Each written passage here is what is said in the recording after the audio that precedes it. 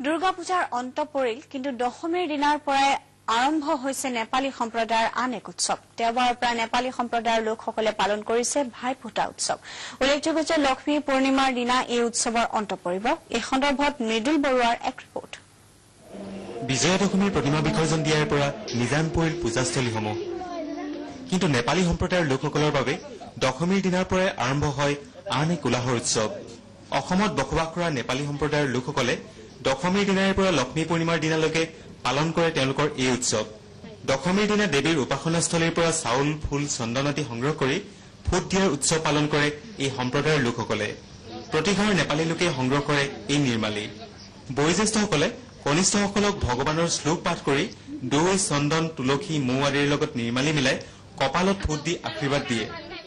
দশমীৰ দিনা আমাৰ নিয়ম এইটো যে পৰম্পৰাগত চলি অহা নিয়ম আজিৰ পৰা এই লক্ষ্মী পূজালৈকে আমাৰ যি জোঁৱাই বা ভাগিন ভনী জোঁৱাই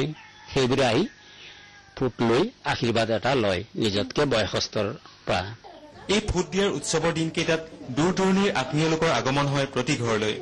সকলোকে এনে ফুট দি আশীৰ্বাদ দিয়ে জ্যেষ্ঠসকলে লগতে ভোজ ভাতৰো আয়োজন হয় প্ৰতি ঘৰতে